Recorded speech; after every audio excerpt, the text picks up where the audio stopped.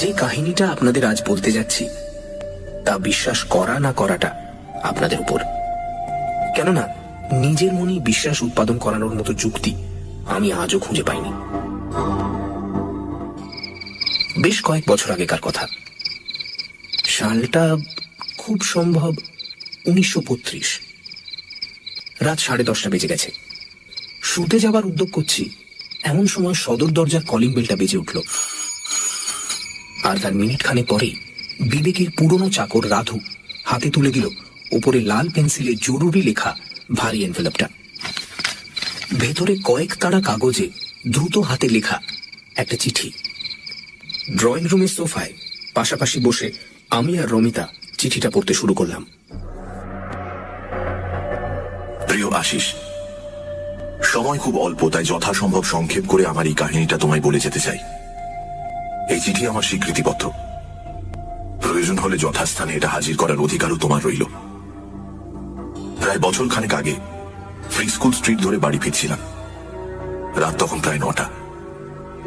আশপাশের কয়েকটি দোকান বন্ধ হয়ে গেছে, আরো কয়েকটি বন্ধ হচ্ছে। এমন সময় হঠাৎ চোখ পড়ল একটা কিউরিওর দোকানের উপর। দোকানটা খুব বড় নয়। বাইরের ধুলো পড়া কাচের শোকেসে পুরনো আমলের বহু দর্শনীয় বস্তু থরে থরে সাজানো। জানোই তো আমার হবি কি। দাঁড়িয়ে পড়লাম সেখানে। শোকেসের একেবারে পেছন দিকে একটা শেলফের উপর দেখলাম একটা গোলাকার তামার ডিবে। ডিবেটার আকার মোটেই পাউডার কেসের মতো নয়। আর বোধহয় সেই কারণেই জিনিসটার উপর আমার দৃষ্টি আকৃষ্ট হয়েছিল প্রথম থেকেই। সঠিক কি কারণে জানি না, বোধহয় এরকম কোনো বাক্স ইতিপূর্বে দেখিনি বলেই দাঁড়িয়ে দাঁড়িয়ে সেটা খুঁটিয়ে খুঁটিয়ে দেখতে লাগলাম। শোকেসের কাঁচটায় ময়লা এমনই পুরু হয়ে জমেছিল যে সে আস্তরণ ভেদ করে আমার দৃষ্টি ভেতরে ভালো করে প্রবেশ করতে পারছিল না। তাই জিনিসটাকে একবার হাতে করে দেখবার জন্য দোকানের ভেতর ঢুকলাম। কাউন্টারের পেছন থেকে এগিয়ে এলো অবিশ্বাস্য রকমের বৃদ্ধ এক চীনা ম্যান। ভাঙা ভাঙা ইংরেজিতে সে আমায় কৌটো সম্বন্ধে অনেক কথা বলল। ডিবেটা ছিল বেশ ভারী, আগাগোড়া তামা দিয়ে তৈরি, গোলাকার 4 ইঞ্চি উঁচু আর ব্যাস প্রায় 3 ইঞ্চি। ভেতরে একটা কিছু জিনিস নিশ্চয়ই ছিল, কেননা ঝাঁকানি দিলে ভেতরে সেটা নড়ে ওঠার শব্দ শুনতে পাচ্ছিলাম। কিন্তু কৌটোটাকে কেউ নাকি আজ পর্যন্ত খুলতে পারেনি। চীনাম্যানটি এটি কিনেছিল চট্টগ্রাম থেকে সদ্য আসা এক জাহাজের খালাসির কাছ থেকে। কিন্তু পৃথিবীর কোন অংশ থেকে ডিবেটির আবির্ভাব ঘটেছে সে সম্বন্ধে কোনো তথ্যই সে আমায় দিতে পারল না। আমি তাকে 1 টাকা দিলাম। ডিবেটি নিয়ে বাড়ি ফিরে সিধে গেলাম আমার ছোট্ট ওয়ার্কশপটায়। প্রথমেই কৌটোটাকে ঘুরিয়ে ফিরিয়ে ভালো করে জোর আলোয় পরীক্ষা করলাম। সেটার গঠন ভঙ্গি থেকেই মনে হলো বহু পুরনো আমলের সামগ্রী সেটি। এমনকি ডিবেটা তৈরি করার সময় লেদের ব্যবহার করা হয়নি, আগা গোড়া হাতে তৈরি। কৌটোর ঢাকনির ওপর এক সময় একটা কিছু খোদাই করে লেখা হয়েছিল, কিন্তু উকো দিয়ে ঘষে সেটুকুও তুলে ফেলা হয়েছে। এরপর আমার কাজ হলো ডিবেটার কোনো ক্ষতি না করে ঢাকনাটিকে খোলার ব্যবস্থা করা। ডালাটা এমনই এঁটে বসে গেছিল যে শুধু হাতের জোরে অথবা কোনো মামুলি পদ্ধতিতে তা খোলা অসম্ভব। অতএব বিজ্ঞানের শরণ নিতে হলো। প্রথমে আমি ডিবেটার ডালার নিচের দিক করে 1 ডিশ গ্লিসারিনে 1 হপ্তাহ চুবিয়ে রাখলাম। ইতিমধ্যে তামার পাত কেটে তৈরি করে ফেললাম 2টি কলার, একটা কৌটোটির জন্য, অপরটি কৌটো ঢাকনির জন্য। 7 দিন কেটে যাবার পর আমি নাট স্ক্রু দিয়ে কলার দুটোকে বেশ শক্ত করে লাগিয়ে দিলাম। তারপর কৌটোটিকে ভাইসে চেপে ধরে কলারের উপর হাতুড়ি ঠুকে ঢাকনিটাকে ঘুরিয়ে দেবার চেষ্টা করতে লাগলাম, কিন্তু ঢাকনিটা ঘুরল না। তখন উল্টো দিকে হাতুড়ি ঠোকা দিতেই তৎক্ষণাৎ ঘুরে গেল ডালাটা। বুঝলাম আজ পর্যন্ত কেন কেউ এটা পেঁচিয়ে খুলতে পারেনি। কৌটোটার প্যাঁচ সাধারণ নিয়মের সম্পূর্ণ উল্টো। ডান দিকে ঘোরালে তবে সেটা খোলে। মনে পড়ল বহু বছর আগে এইরকম উল্টো নিয়মেরই প্রচলন ছিল। যাই হোক, ধীরে ধীরে ঢাকনিটা ঘুরিয়ে দিতে লাগলাম। অতি সাবধানে হাত দুটি সামনে এগিয়ে ধরেছিলাম ডিবেটা, কেননা ভেতরে এত বছর ধরে কি জিনিস যে লুকিয়ে আছে তা তো জানি না। বোমার মতো সেটা আচমকা ফেটেও পড়তে পারে, লাফিয়ে উঠে হয়তো আমার মুখে প্রচন্ড আঘাতও হানতে পারে। ডালাটা খুলে আনার পর কিন্তু চাঞ্চল্যকর বিশেষ কিছু ঘটল না। মনে হলো ডিবেটার অর্ধেক শুধু ধুলোতেই ভর্তি, কিন্তু একেবারে তলায় ছিল বিনুনি পাকানো খানিকটা কোঁচকানো চুল। সিধে করে ধরলে লম্বায় সেটি প্রায় 9 ইঞ্চি আর প্রায় একটা পেন্সিলের মতো মোটা। বিনুনির দু একটি পাক খুলে দেখলাম অতি সূক্ষ্ম শত শত চুলের সমষ্টি ছাড়া আর কিচ্ছু সেখানে নেই। কিন্তু চুলগুলির উপর নোংরা এমনই জমাট বেঁধে রয়েছে যে উল্লেখযোগ্য আর কিছুই দেখতে পেলাম না। সুতরাং সেগুলোকে পরিষ্কার করাই হলো আমার পরবর্তী কাজ। প্রথমে জল মেশানো পাতলা হাইড্রোক্লোরিক অ্যাসিডে ডুবিয়ে রাখতে চুলের তেলতেলে ভাবটা চলে গেল। তারপর কাপড় কাচা সোডার জলে ডুবিয়ে রাখতে চুলে আর অ্যাসিডের অবশিষ্ট লেগে রইল না।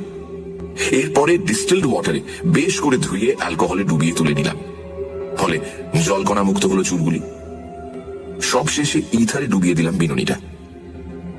ইথার থেকে যখন চুলের গোছাটা সবই তুলেছি, এমন সময় খবর এলো যে ফোনে আমায় কে ডাকছে।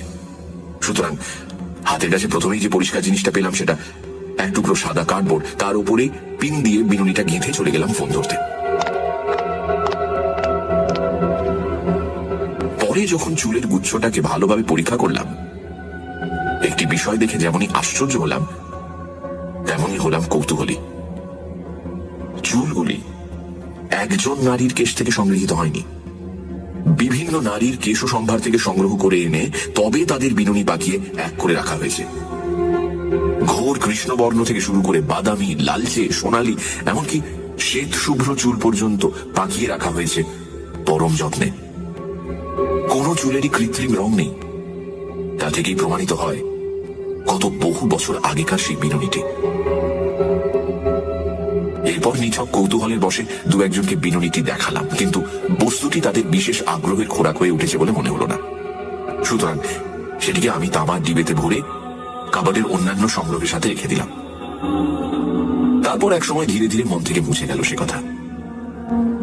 আর তারপরেই ঘটল অদ্ভুত ঘটনাটা। প্রায় দিন 10 পরে হঠাৎ দেখা হয়ে গেল আমার এক বন্ধুর সাথে আরেক বন্ধুর বৈঠকখানায়। বন্ধুটির নাম সমরজিৎ। সমরজিতের কপাল ঘিরে একটা পুরো ব্যান্ডেজ। স্বভাবতই জিজ্ঞেস করলাম তার মাথায় কি হয়েছে, কিন্তু তার উত্তর শুনে অবাক হয়ে গেলাম। মাথায় যে তার কি হয়েছে তা সে নিজে তো জানেই না, এমনকি তার ডাক্তারও জানে না। চা খেতে খেতে আচমবিতে সে ধড়াস করে পড়ে যায় মেঝের ওপর, নিস্পন্দ দেহ থাকে পড়ে। বেজায় ভয় পেয়ে গিয়ে তার স্ত্রী তৎক্ষণাৎ খবর পাঠালে ডাক্তারের কাছে। মিনিট 5 মধ্যেই চেতনা ফিরে আসতে উঠে বসে জিজ্ঞাসা করলো সমরজিৎ যে কে তার কপালে মারলো। কিছুক্ষণের মধ্যে সুস্থ হয়ে উঠল সে। শুধু কপালে তীব্র যন্ত্রণা বোধ ছাড়া আর বিশেষ কোনো অসুবিধে রইল না। কপালের যে জায়গাটায় যন্ত্রণাটা অনুভূত হচ্ছিল সেখানটায় ডাক্তার প্রথমে একটা লালচে দাগ ছাড়া আর কিছুই দেখতে পেল না। দাগটা ধীরে ধীরে স্পষ্ট হয়ে উঠছিল। ধীরে ধীরে পরিষ্কার হয়ে ফুটে উঠতে লাগলো দাগটা।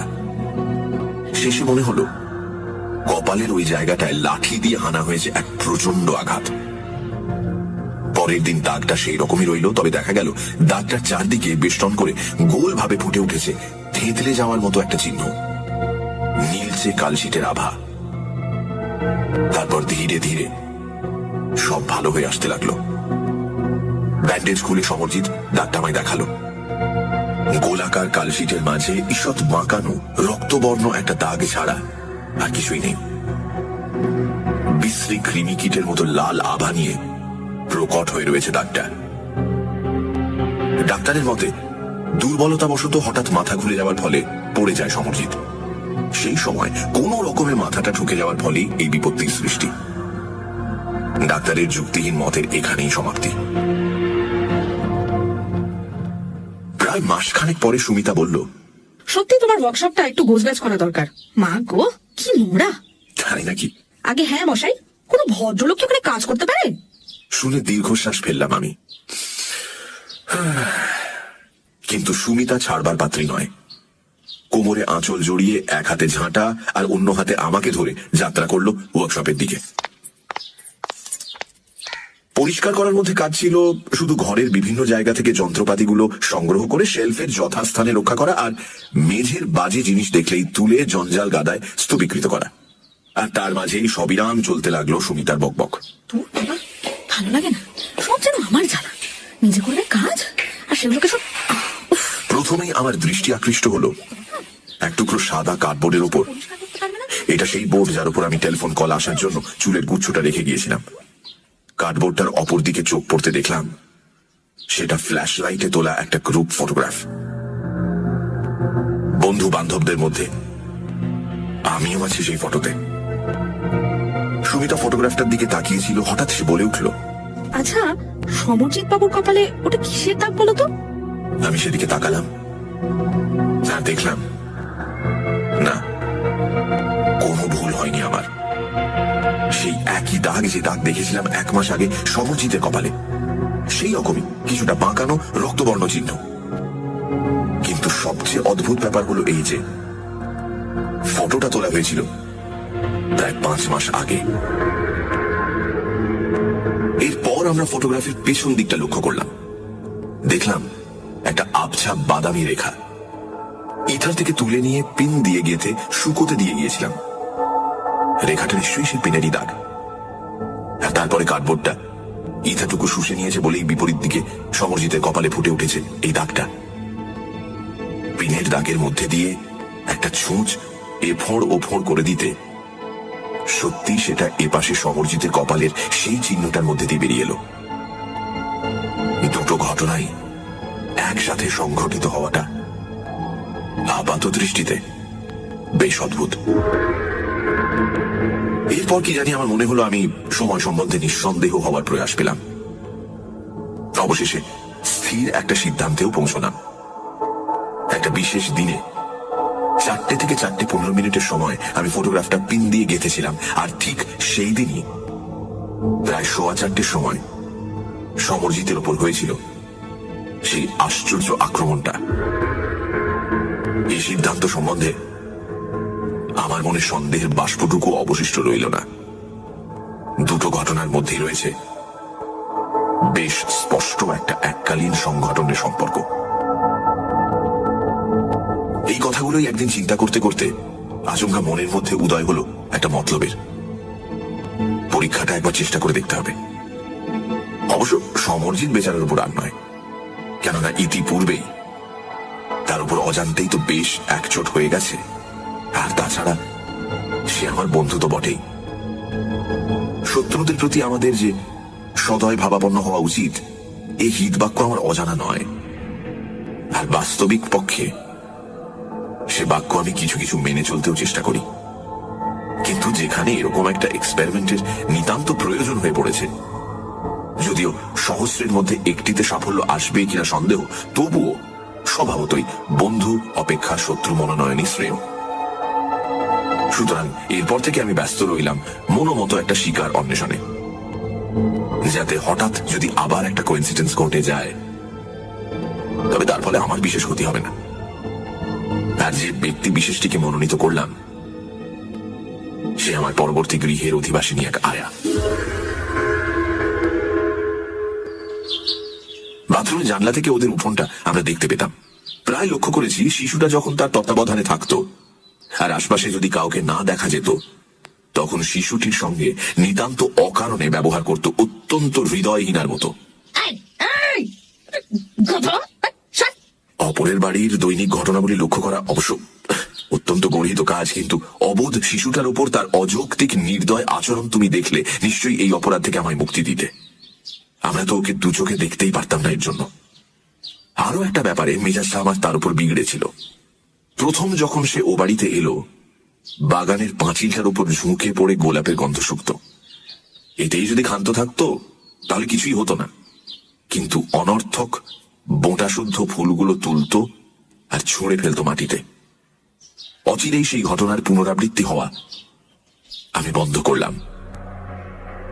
পাঁচিলের ওপর থেকে সহজলভ্য কয়েকটি গোলাপ গাছের চারপাশে বঁড়শি দিয়ে এমন সুকৌশলে এক দুর্ভেদ্য ব্যারিকেড বানালাম যে পরের দিনই সকালে বেশ একটু হইচই শোনার পর 1 সপ্তাহ ধরে দেখেছিলাম আয়ার হাতে পুরো ব্যান্ডেজটা। মোটের উপর আমার এক্সপেরিমেন্টের পক্ষে সম্পূর্ণ উপযুক্ত ব্যক্তি হলো সে। কাজেই আমার প্রথম কাজ হলো তার একটা ফটোগ্রাফ তুলে ফেলা। পরের দিন ঝলমলে রোদ্দুর ভরা সকালে যখন সে উঠোনে পায়চারি করছে, আমি বাথরুমের জানলা থেকে এরোপ্লেন ওড়ার মতো কি ওইরকম একটা বিদঘুটে শব্দ করতে সে মুখ তুলে তাকালো, আর তৎক্ষণাৎ শাটার টিপে দিলাম। প্রথম প্রিন্টটা যখন শুকলো, সেই রাতেই প্রায় 11টার সময় আমি চুলের বিনুনিটা নিয়ে তার কপালে দুটো পিন দিয়ে আটকে রাখলাম। অবশ্য নিজের এই নির্বোধ কার্যকলাপের জন্য হাসি পাচ্ছিল খুবই, কিন্তু নিতান্তই একটা ছেলে খেলা পরীক্ষার মতো সহজভাবে সেটাকে গ্রহণ করতে পেরেছিলাম। তারপর পিন লাগানো ফটোগ্রাফটা রেখে দিলাম ওয়ার্কশপের কাবাডে। সানডে সাসপেন্স শুধুমাত্র মির্চি 98.3-তে। গল্পের পরবর্তী অংশ।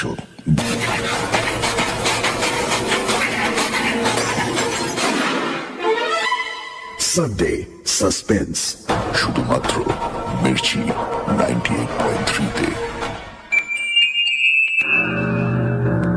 সানডে সাসপেন্সে আজ অদৃশ বর্ধনের লেখা চুল। বছরখানেক আগে এক চায়নাম্যানের কাছ থেকে একটা তামার ডিবে কেনে বিবেক। ডিবের ভেতরেই সে খুঁজে পায় বিভিন্ন নারীর চুল দিয়ে পাকানো একটা বিনুনির গোছা। ধীরে ধীরে সেই চুলের শক্তি সম্পর্কে সে সচেতন হতে থাকে। যার ছবির উপর এই চুল আটকে রাখা হবে তার উপরে আসবে এক গভীর আঘাত। না চাইতেই এক বন্ধুর কপালে সেই আঘাত এনেছে সে। এবারে দ্বিতীয় এক্সপেরিমেন্টের পালা। তার লক্ষ্য সামনের বাড়ির এক মহিলা আয়া। তারপর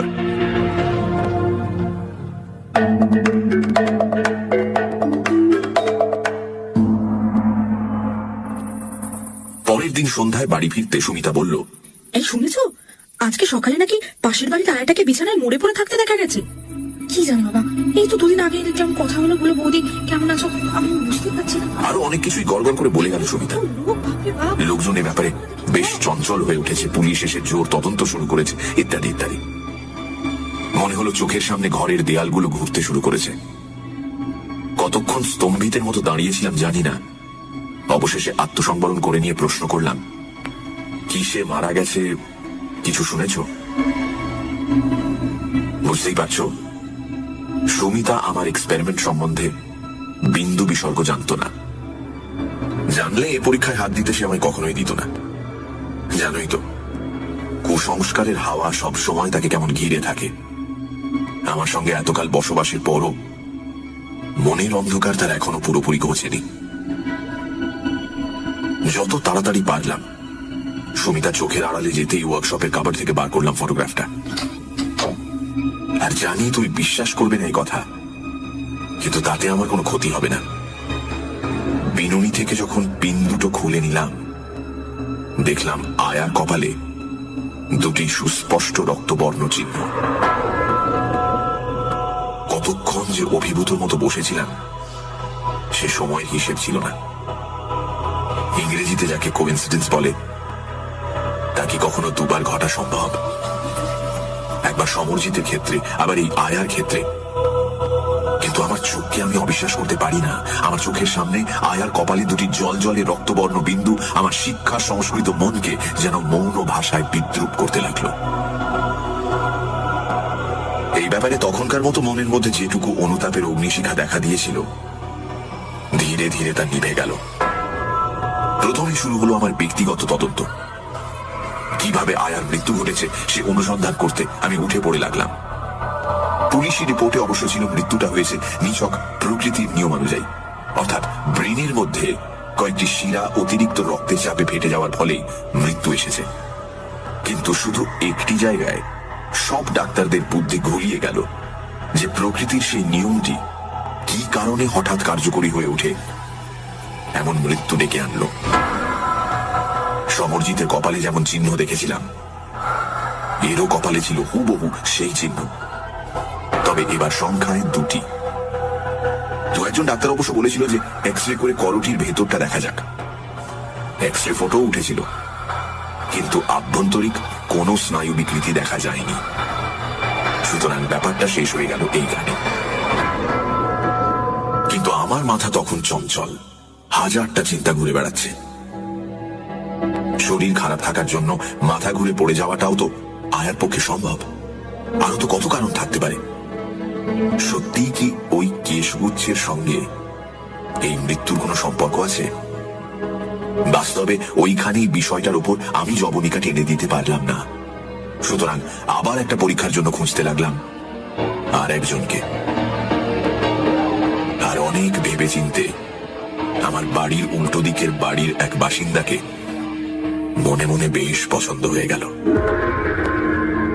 লোকটি অবশ্য আয়ার মতো ততটা খারাপ ছিল না, কেননা নিষ্ঠুর প্রকৃতির মানুষ সে নয়, অন্তত নিজের ইচ্ছেই তো নয়। শুধু সারা দিন, বিশেষ করে গভীর রাত পর্যন্ত বেহালা বাজাবার এক বিদঘুটে নেশা তার ছিল। সুতরাং স্থির করলাম খুন করাটা উচিত হবে না, তার চেয়ে অল্পের ওপর দিয়ে একটু মজা করা যাক। মুশকিলটা হলো ফটো তোলা নিয়ে, কেননা বাইরে সে খুবই কম বেরোতো। যার সঙ্গে আমার দৈনিক একাধিকবার চোখাচোখি হচ্ছে, তার অগোচরে তারই মুখের পরিষ্কার ফটো তোলা যে কি কঠিন ব্যাপার তা তুমি উপলব্ধি করছো নিশ্চয়ই। যাই হোক, প্রায় দিন পড়ল পরে এই দিকটা আমি কোনো মতে কায়দা করে সামলে নিলাম। ফটোটা যদিও খুবই ছোট্ট হয়েছিল, কিন্তু পরে আমি সেটা বেশ বড় করে এনলার্জ করে নিলাম। সন্ধ্যের পর থেকে উপরের একটা ঘরে বেশ অঙ্গভঙ্গি করে ছড়ি টানত ভদ্রলোক। এক নাগাড়ে টেনেই যেত, আর বিচিত্র সব রাগরাগিনীর স্বরলহরীতে ভরিয়ে তুলত আকাশ বাতাস। সুতরাং রাতের খাওয়া সাঙ্গ হলে আমি গেলাম আমার ওয়ার্কশপে জানলায়, অপেক্ষা করতে লাগলাম সেখানে। খেয়ে দিয়ে এসে লোকটি যখন আবার ছড়ি তুলল, আমিও তুলে নিলাম আমার চুলের গোছাটি। সে যখন ছড়ি ছোঁয়ালো বেহালার তারে, আমি বিনুনি দিয়ে স্পর্শ করলাম ফটোটি আলতো ভাবে। প্রথম যখন বিনুনিটা ছুঁয়ে গেল ফটোটা, ভদ্রলোকের বেহালা থেকে উত্থিত হলো এক বেসুরো শব্দ। এতে আমার মনটা তৃপ্ত হলো না। আবার ধীরে ধীরে বিনুনি ছোঁয়ালাম ফটোটিতে। এবার আর কোনো সন্দেহই রইল না। অত্যন্ত ক্ষিপ্রভাবে কাঁধ থেকে সে নামিয়ে নিল বাদ্যযন্ত্রটি এবং প্রায় মিনিট 5 ধরে ডাঙায় ওঠা মাছের মতো খাবি খেতে লাগলো। তার ছটফটানি দেখে মনে হলো নিঃশ্বাস যেন তার রুদ্ধ হয়ে আসছে। উদ্গ্রীব হয়ে দেখতে দেখতে আমি এমন অবাক হয়ে গেলাম, মনে হলো যেন আমার নিজেরও নিঃশ্বাস ক্রিয়া বন্ধ হয়ে আসছে। বিনুনিটা আমি সরিয়ে নিলাম। তারপর ভাবতে লাগলাম যে এরপর আমার কর্তব্য কি। বিপজ্জনক ওই চুলের গোছাটি কি পুড়িয়ে ফেলবো নাকি রেখে দেব? অনেক ভেবে দেখলাম সাধারণ দর্শন কিন্তু অসাধারণ শক্তি সম্পন্ন ওই চুলগুলোকে আরো বিভিন্ন উপায়ে আমি তো ব্যবহার করতে পারি। সঙ্গে সঙ্গে আমার কার্যপন্থাও স্থির হয়ে গেল। আমার পরবর্তী এক্সপেরিমেন্টগুলোর বিশদ বিবরণ তোমায় বলতে গেলে একটা বই লিখে ফেলা দরকার। এসব পরীক্ষা চলেছিল বেশ কয়েকটি মাস ধরে। শেষকালে গোটা বিষয়টাকে আমি এমন একটা নিখুঁত বিজ্ঞান পরিধির মধ্যে কেন্দ্রীভূত করে ফেললাম যে কোনো জীবন্ত প্রাণীকে মশা মারার মতো ক্ষুদ্র যন্ত্রণা দেওয়া থেকে শুরু করে হত্যা করা পর্যন্ত আমার কাছে নিতান্ত ছেলে খেলার ব্যাপার হয়ে দাঁড়ালো। মনে রেখো, এ সাফল্য এসেছিল একটি পুরুষ, একটি নারী, অসংখ্য কুকুর, বিড়াল, খরগোশ আর চেতনা সম্পন্ন প্রাণীর বিনিময়ে। এরকম একটা আবিষ্কার করে যে আনন্দ আমি পেয়েছিলাম, এক্সপেরিমেন্টের পর এক্সপেরিমেন্ট করে যে মজা অনুভব করেছিলাম, তা প্রকাশ করা ভাষার সাধ্য নয়। মনটা কেমন জানি এক নিষ্ঠুর আনন্দে উঠত ভরে, আর বারবার সেই আনন্দেরই আস্বাদ পাওয়ার নেশায় মনটা ব্যাকুল হয়ে উঠত। তারপর একদিন আমার দৃঢ় বিশ্বাস জন্মালো যে এই অপরিমেয় শক্তির প্রসাদে ত্রিভুবন জয় করাও আমার আর অসাধ্য নয়। কেশগুচ্ছটার ব্যবহার মাত্রা সম্বন্ধে আমার জ্ঞান, অভিজ্ঞতা এবং দক্ষতা এমনই গভীর আর নির্ভুল হয়ে উঠল যে ভাবলাম এরপর যদি এই শক্তিকে বাস্তব ক্ষেত্রে প্রয়োগ না করি তাহলে সেটা হবে নিতান্তই পরিতাপের বিষয়। অর্থাৎ অন্যভাবে বলতে গেলে অধিক জীবন নষ্ট না করে অল্প সময় এবং অল্প প্রয়াসে সৌভাগ্য সূর্যকে মধ্য গগনে আনতে হলে এবার শক্তির বাস্তব প্রয়োগ নিতান্তই প্রয়োজন। ভেবে দেখলাম অপ্রিয় ভাজন আর অবাঞ্ছিত ব্যক্তিদের উপর ক্রমাগত শক্তি প্রয়োগ করতে গেলে সময় লাগবে অনেক। অর্থাৎ ধরা যাক যে লোকগুলোকে তুমি দুচক্ষে দেখতে পারো না, তাদের নামে মোটা টাকার ইন্স্যুরেন্স করে দিলেন। এরপরে তাদের মৃত্যু হওয়াটা নিতান্ত অস্বাভাবিক হয়ে দাঁড়াবে। সুতরাং অন্ততপক্ষে 1 বছর তো তোমাকে অপেক্ষা করতেই হবে। আর তাছাড়া কয়েকবার এইরকম মৃত্যু হওয়ার পর প্রত্যেকেরই মনে একটা খটকা লাগবে। তখনই কোম্পানির পেমেন্ট দেওয়া নিয়ে শুরু হবে হাঙ্গামা। ভাবতে ভাবতে আচমকা মস্তিষ্কের স্নায়ুগুলোর মধ্যে দিয়ে বিদ্যুৎ চমকের মতোই খেলে গেল এক অভিনব পরিকল্পনা। তোমার বোধহয় মনে থাকতে পারে যে কয়েক মাস আগে থেকে আমি রেসকোর্সের মাঠে যাতায়াত শুরু করেছিলাম, আর প্রতিটি বাজিতে মোটা টাকা ফেলেছি, তুলে এনেছি তার বহু গুণ অর্থ।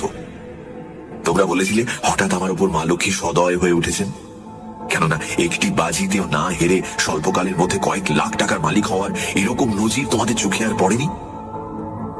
কিন্তু আমার এই সৌভাগ্যের মূলে কি ছিল জানো?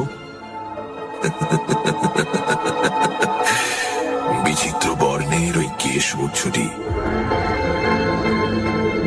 কাজটা খুবই সহজ।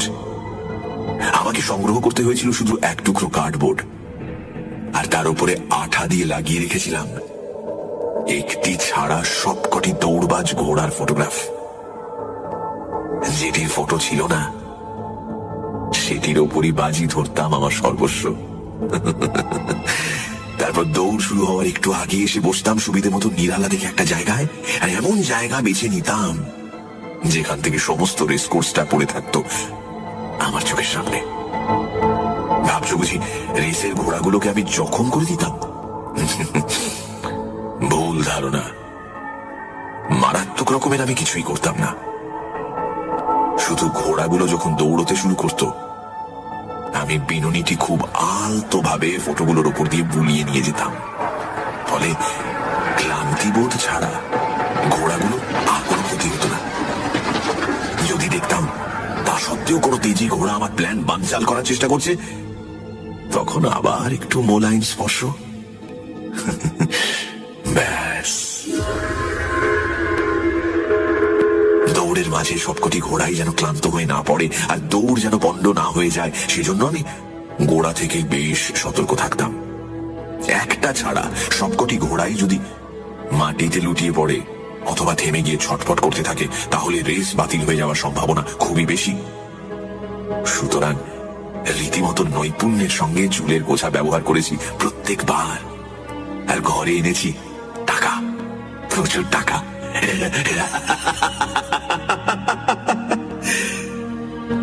কিন্তু এই জন্য আগে থেকেই আমায় দিতে হয়েছিল 3টি মহড়া, আর প্রতিটি হয়েছিল অতীব চমৎকার। এই সময় থেকেই আমার মানসতটে আছড়ে পড়তে লাগলো একটির পর একটি পরিবর্তনের ঢেউ। তোমার কাছে সবই আজ স্বীকার করতে বসেছি, গোপন কিছুই করব না।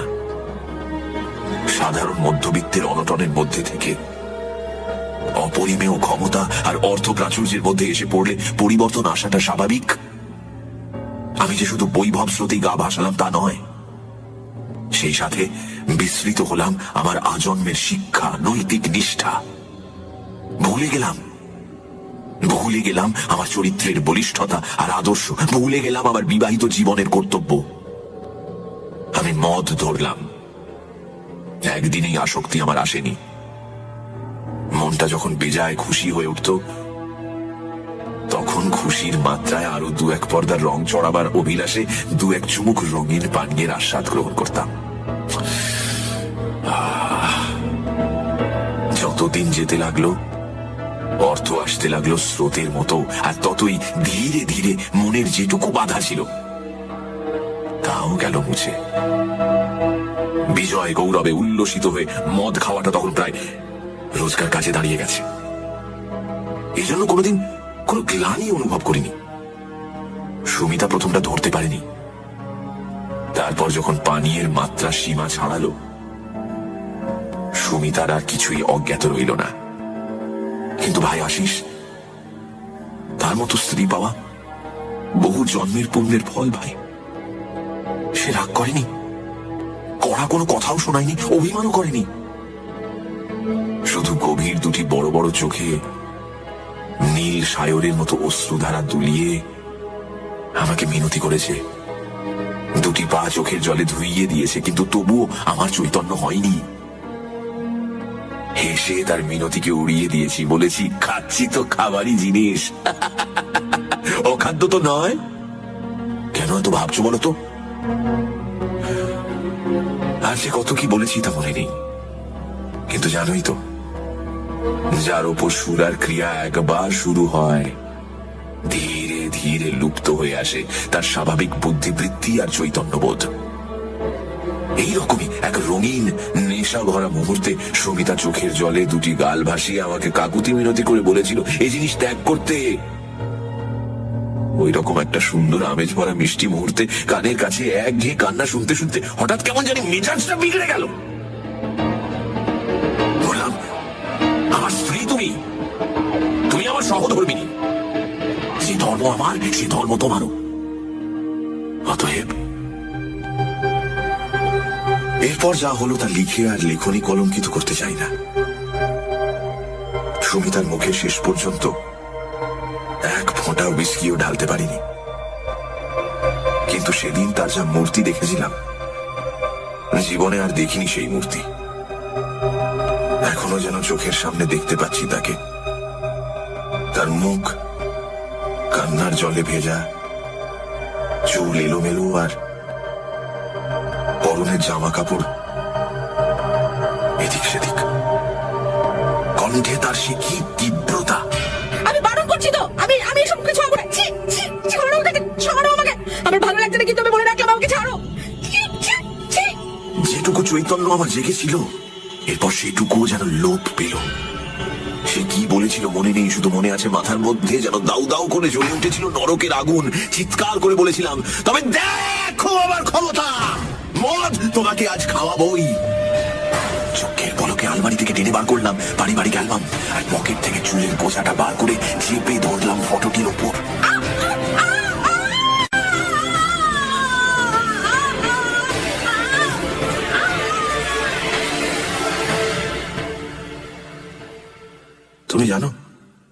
তুমি জানো ডাক্তার বলেছে হৃদরোগে আক্রান্ত হয়ে সুমিতা মারা গেছে। হৃদরোগ, হ্যাঁ তা সত্যি ছিল।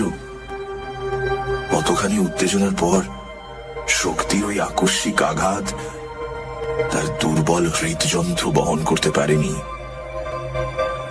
চিরদিনের মতো বন্ধ হয়ে গেছে। তারপরে দিনের পর দিন কেটে গেছে, সপ্তাহের পর সপ্তাহ। রাতের ঘুম আমায় ত্যাগ করেছে, অনুভব করতে পারি না খিদে তেষ্টার জ্বালা। চোখ বুঝলেই চোখের সামনে দেখি উস্কো খুস্কো কেশে, আলু থালু বেশে বিস্ফারিত চোখে সুমিতার সেই মূর্তি, যে মূর্তি জীবনে একবারই দেখেছিলাম। আর চোখ খুললেই মাথার মধ্যে অনুভব করি এক যন্ত্রণা। রাত দিন একটি চিন্তা অক্টোপাসের মতো মারণ বাহু দিয়ে আঁকড়ে রয়েছে আমার মস্তিষ্কের স্নায়ুগুলোকে। নির্মল নিষ্ঠুর নির্দয় ভাবে শোষণ করছে, ভীষণ করছে আমার মস্তিষ্ককে। আমার স্ত্রীর হত্যাকারী আমি স্বয়ং, শ্রী বিবেক রায়। এছাড়া আর কোনো চিন্তা আমার নেই। আমি বুঝতে পারছি আমি পাগল হয়ে যাচ্ছি। রাত দিন বিড়বিড় করে কিসব বকি, ভালোবাসি একা থাকতে, এমনকি রাধুও সামনে এসে পড়লে উঠি আঁতকে। এই বুঝি সে ধরে ফেললো আমার অপরাধ।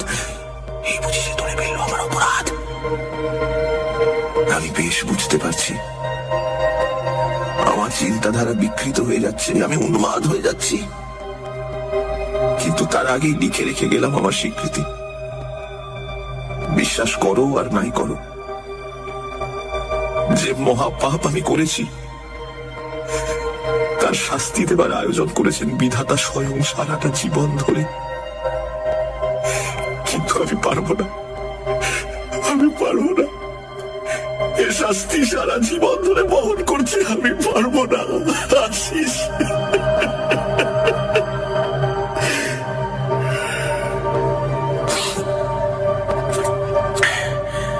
ইতি, তোমার বিবেক।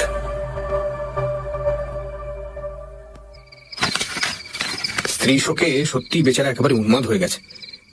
চিঠিটা ভাঁজ করতে করতে বললাম আমি, ওগো, আমার ভীষণ ভীষণ ভয় করছে। আমার মনে হচ্ছে এক্ষুনি কোনো বিপদ হবে। আমাদের এক্ষুনি এখান থেকে যেতে হবে। তুমি চলো প্লিজ, প্লিজ তুমি চলো এক্ষুনি।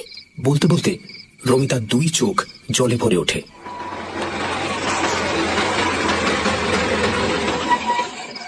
কয়েক মিনিটের মধ্যেই আমরা পৌঁছলাম বিবেকের প্রাসাদে। 3 তলায় ওর ঘর। দরজা বন্ধ ছিল, ঠেলা দিতেই খুলে গেল।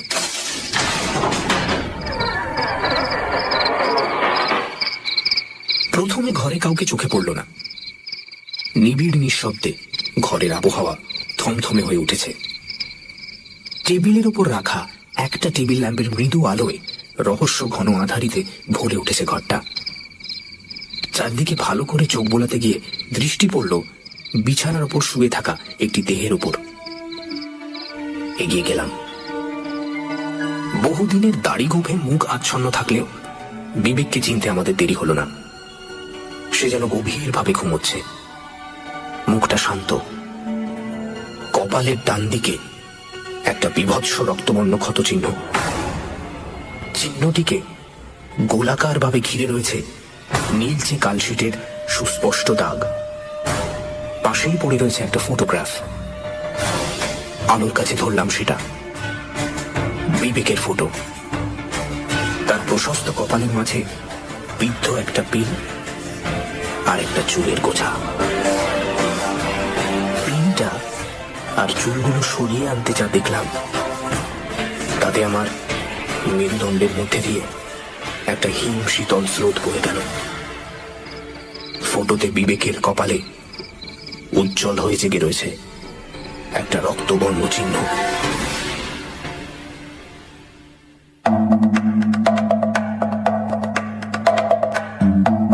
শুনছিলেন চুল, রচনা অদৃশ বর্ধন, গল্প পাঠে ও বিবেকের চরিত্রে মীর, গল্প পাঠে আশিস ও জায়মানের ভূমিকায় সোমাক, গল্পের সূত্রধার দীপ, সুমিতা শ্রী, রমিতা রিয়া, শব্দগ্রহণ, আবহ সঙ্গীত এবং স্পেশাল এফেক্টসে রিচার্ড, বিশেষ সহযোগিতায় সোমক, পর্ব পরিচালনায় রাইট ব্রাদার্স থেকে অনির্বাণ ও অভিষেক, পরিকল্পনা ও পরিচালনায় ইন্দ্রাণী। আগামী সপ্তাহে ঠিক এই সময় আরো একটি রোমাঞ্চকর গল্প নিয়ে হাজির হবে সানডে সাসপেন্স।